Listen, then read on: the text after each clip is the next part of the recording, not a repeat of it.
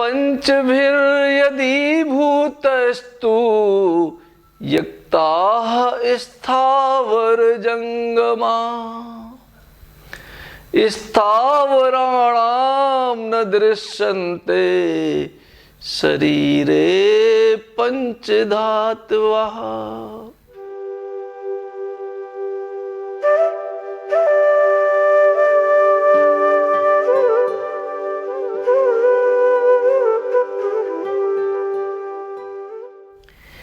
इस श्लोक को समझकर आप अपने प्रश्न का उत्तर समझ सकते हैं। मनुष्य की उत्पत्ति 5 तत्वों से हुई है और 5 तत्वों की उत्पत्ति किस प्रकार से होती है, यह समझने की बात है। स्रोत, जिसे हम निर्गुण ब्रह्म कहते हैं, वहां से सगुण का जन्म होता है और इस सगुण को हम चेतना कहते हैं। आप क्या हैं? चेतना है और ईश्वर परम चेतना है। परम चेतना से चेतना का जन्म होता है। चेतना से ध्वनि तरंगे जन्म लेती हैं, वाइब्रेशन जन्म लेता है। वाइब्रेशन से आकाश तत्व निर्मित होता है। चेतना शून्यवत अवस्था है और आकाश में एक गुण आ जाता है और वह गुण है सुनने का। वह गुण है तरंगों का। आकाश में जो रिक्त स्थान है उसमें वाइब्रेशंस होते हैं और आकाश से किस चीज का जन्म होता है? वायु का। और ये जो है मैं आध्यात्मिकता के दृष्टिकोण से आपको बताता हूं। धर्म में भी इसको कुछ इस तरीके से वर्णित किया गया है। ब्रह्मा परम ब्रह्म, परम ब्रह्म से ब्रह्म, ब्रह्म के मन से आकाश की उत्पत्ति होती है। आकाश से वायु, वायु से अग्नि, अग्नि से जल और जल से पृथ्वी की उत्पत्ति होती है। और आकाश से लेकर के पृथ्वी तक ये जो 5 तत्व हैं, इनको महाभूत कहा गया है। पंच महाभूत। और इन पंच महाभूतों में जैसे जैसे एक एक महाभूत बढ़ता जाता है, पहला आकाश है, दूसरा वायु है, तीसरा अग्नि है, चौथा जल है और 5वां पृथ्वी है। इनके गुणों की वृद्धि होती जाती है। आकाश में केवल एक गुण है, शब्द का। शब्द आकाश का गुण है और इसीलिए जहां आकाश तत्व है, अगर आप शरीर में देखें तो आकाश तत्व हमारे विशुद्ध चक्र से जुड़ा हुआ है और विशुद्ध चक्र से ही स्वर की उत्पत्ति होती है। क्यों? क्योंकि आकाश तत्व यहां से जुड़ा हुआ है और आकाश तत्व की तन्मात्रा ही शब्द है। और जब आकाश तत्व से वायु तत्व उत्पन्न हुआ तो इसमें 2 गुण आ गए। आकाश तत्व का गुण तो इसमें है ही, शब्द का गुण है। आप वायु को सुन सकते हैं, और वायु में स्पर्श का भी गुण है। आप वायु को छू भी सकते हैं। हाँ, मैं समझ रहा हूं आपका जो प्रश्न है उसे बड़ी आसानी से समझा जा सकता है। वायु को कैसे छू सकते हैं? आप हाथ लाइए, यहां पर फूंकिए। फूंक क्या है? वायु है। आप अपने हाथ पर स्पर्श का अनुभव कर रहे हैं कि नहीं कर रहे हैं? कर रहे हैं। इसका मतलब है वायु में स्पर्श है, वायु का स्पर्श संभव है। तो वायु को देखना संभव नहीं है, वायु को सुनना संभव है।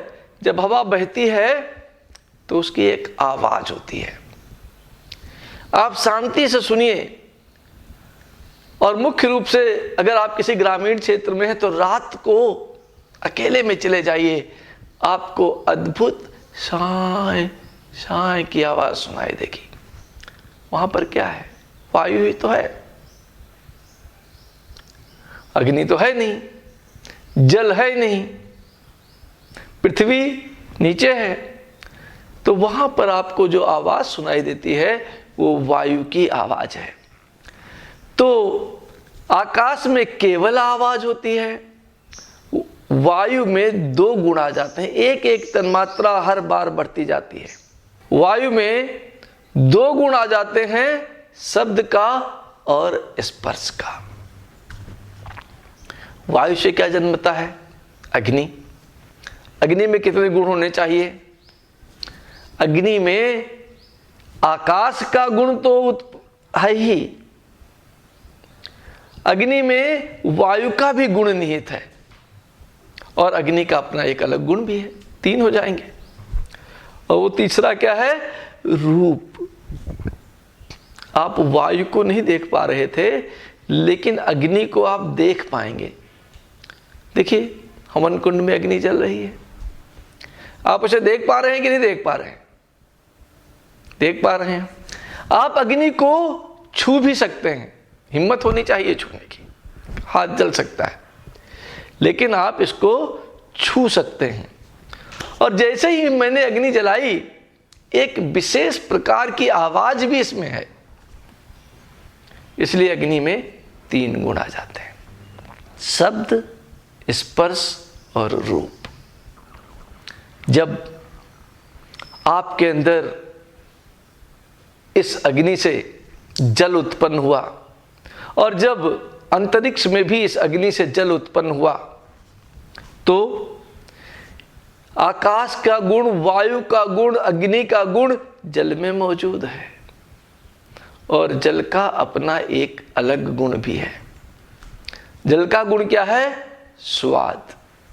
स्वाद को रस कहते हैं। इसलिए जल में शब्द है, जल में स्पर्श है, जल कल कल करके बहता है, जल में आवाज होती है। जल को आप स्पर्श कर सकते हैं, टच कर सकते हैं, जल को आप देख सकते हैं, और जल को आप स्वाद के साथ पी भी सकते हैं। जल स्वादिष्ट भी होता है। तो जल में चार गुण विद्यमान है। जल से पृथ्वी का निर्माण होता है, और पृथ्वी में ये चारों गुण तो हैं ही, साथ में पृथ्वी का अपना एक अलग गुण है। मिट्टी का बड़ा अद्भुत गुण है, सूंघ सकते हैं आप उसको, उससे एक विचित्र गंध आती है। और खास करके यदि आपने महसूस किया हो, जब वर्षा ऋतु प्रारंभ होती है और मिट्टी पर जल की कुछ बूंदें पड़ती हैं, एक अद्भुत सी सुगंध उस मिट्टी में से निकलती है। सुगंध भी मिट्टी से आती है, दुर्गंध भी मिट्टी से आती है। गंध तो गंध ही है, अच्छी और बुरी ये हमको और आपको निर्धारित करना है।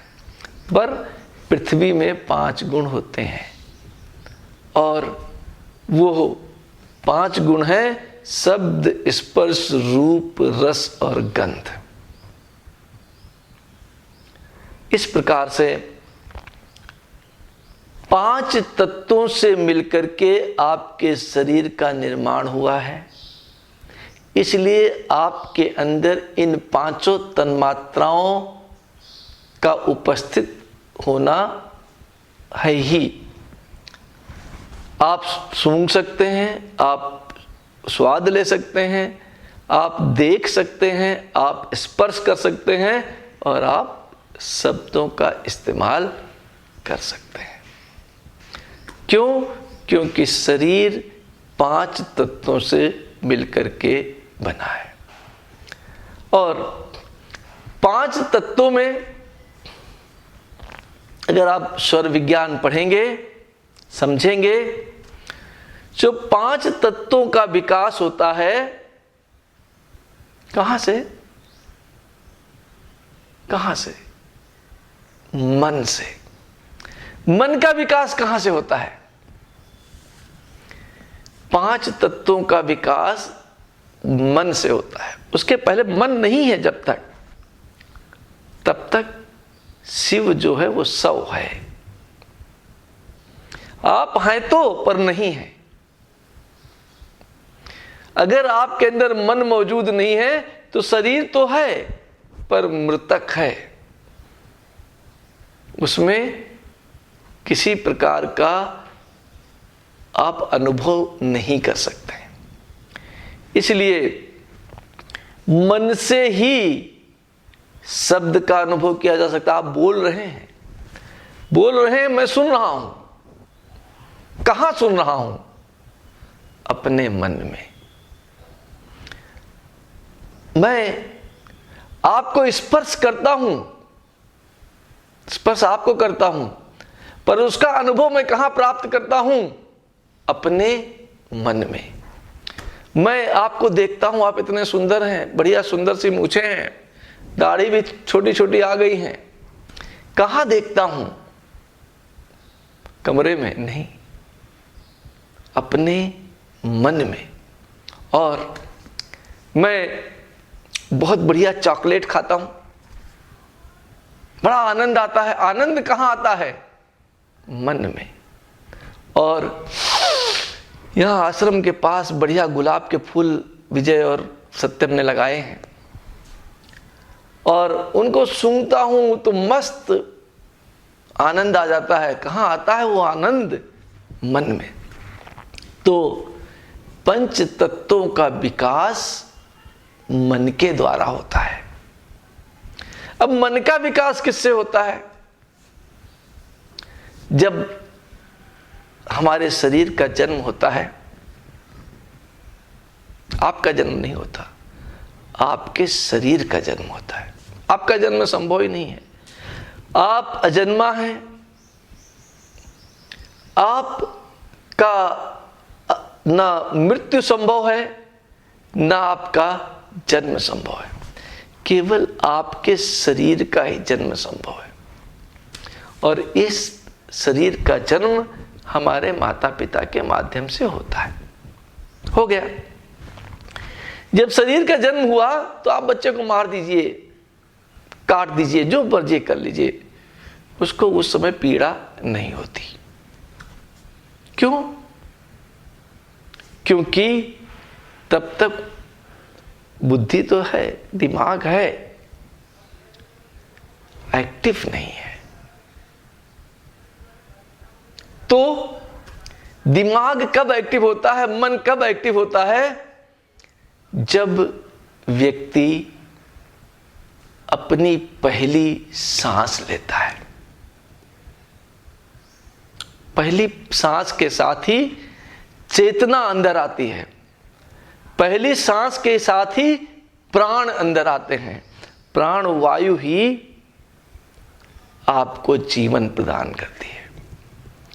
और जब तक ये प्राणवायु आपके अंदर विद्यमान है, जब तक आप श्वसन की क्रिया कर सकते हैं, सांस ले सकते हैं और सांस निकाल सकते हैं, तब तक आप जीवित हैं। तब तक आपका मन मस्तिष्क कार्यरत है। क्या होता है जब आप आखिरी सांस लेते हैं? आखिरी सांस लेते ही मन क्रियाशील नहीं रह जाता। मन का विकास केवल प्राणों के माध्यम से ही संभव है। और इसीलिए योग में कहा गया है कि मन के दो स्वामी हैं। कौन? मन के दो स्वामी कौन हैं? इच्छा और प्राण। किसी एक को रोक दीजिए, दूसरा अपने आप रुक जाएगा। इसीलिए प्राणायाम है। प्राणायाम द्वारा जब अपने आप सांस को कुंभक कर लेते हैं, रोक लेते हैं अंदर या बाहर, तब विचार शून्यता संभव होती है। क्यों? क्योंकि मन का स्वामी प्राण है। मन का विकास प्राण से होता है। अब प्राण का विकास किससे होता है? प्राण का विकास समाधि से होता है। समाधि पराचेतना है। तो यदि आपको सृष्टि समझना है तो पराचेतना, चेतना, प्राण, मन और फिर शरीर में 5 तत्व निहित हैं। इस प्रकार से आप सृष्टि के क्रम को समझ सकते हैं और इसका उपयोग कर सकते हैं। तंत्र में इन 5 तत्वों को बहुत विस्तृत करके तत्वमसी क्रिया, तत्व शुद्धि, तत्व शिकार और तत्व शोधन की क्रियाओं को संपन्न करके आपको सूक्ष्मतम यात्रा की ओर ले जाया जाता है। जो लोग ऐसा समझते हैं कि तंत्र जो क्रिया है वो कुछ साधनाओं करने की क्रिया है, कुछ सिद्धि प्राप्त कर लेने की क्रिया है, ऐसा नहीं है। तंत्र तो स्वयं को परम चेतना में विलीन करने की क्रिया है। स्वयं को समझने की क्रिया है कि मैं शरीर नहीं हूं, मैं मन भी नहीं हूं, मैं बुद्धि नहीं हूं, मैं अहंकार नहीं हूं, मैं माया नहीं हूं, मैं कला नहीं हूं, मैं काल नहीं हूं, मैं नियति नहीं हूं, मैं पुरुष भी नहीं हूं, मैं स्त्री भी नहीं हूं, मैं चेतना हूं। मैं पराचेतना की चैतन्य अवस्था हूं। जब तक मैं शरीर में हूं, शरीर चैतन्य है। जब मैं शरीर में नहीं तो शरीर की चैतन्यता गायब हो जाती है। धन्यवाद, आभार।